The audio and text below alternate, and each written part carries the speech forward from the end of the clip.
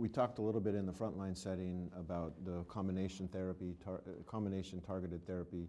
There's work also that's been done in the relapse setting and has been reported at this meeting and earlier meetings.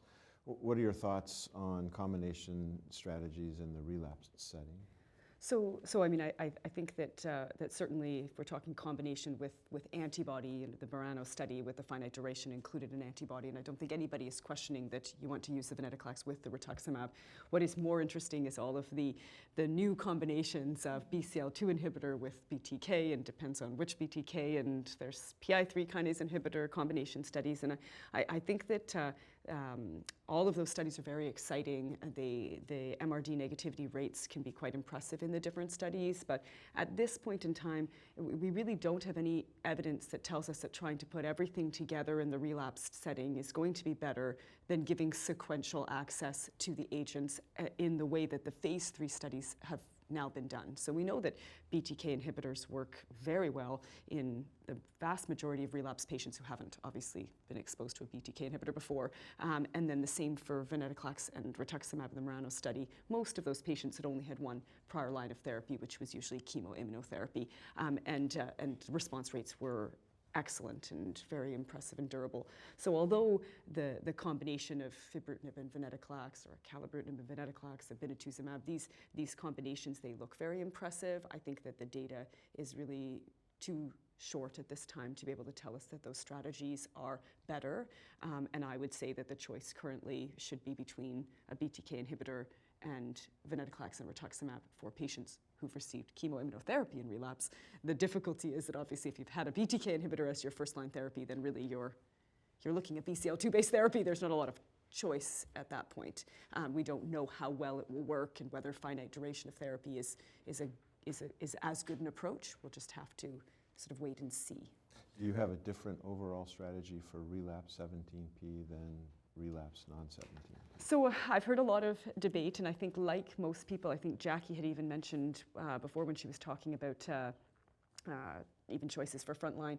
I agree that I feel more comfortable with the idea of indefinite duration of therapy in a patient with the TP53 mutation or deletion 17P, but there really isn't any data that strongly tells us that is necessary. So, venetoclax-based therapy works very well in that population of patients, and some patients can even get deep remissions.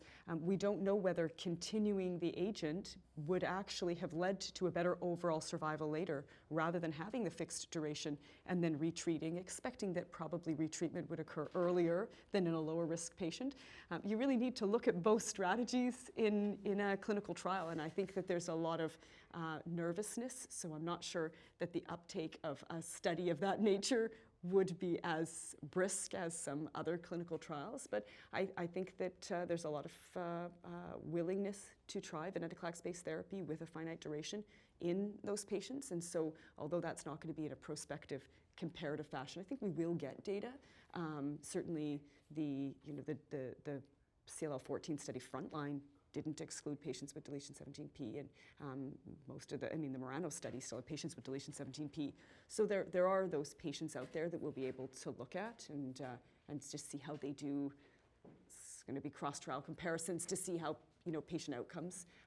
But I don't think the question is answered, although I agree that I kind of favor a continuous therapy at this point. Can I add from the Murano study? I think that patients with 17P, their chance of achieving MRD negativity is less, and even if they do, I think that there's an emerging signal that perhaps the durability is not as good.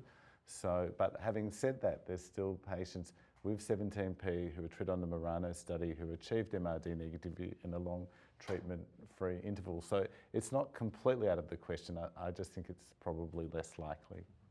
I think from my perspective, the thing that I worry about a relapse 17P patient is time off treatment may be short because they tend to be more proliferative. I don't really trust them to go long periods of time off treatment. And the median progression-free survival on the 982 trial, which was a venetoclax monotherapy, in the relapse 17P population was about 2 years, median progression-free survival. So, and that's about the same as it is with a BTK inhibitor base therapy. So I think of them still as high risk. I don't like to have them off treatment, and I worry about resistance in those patients.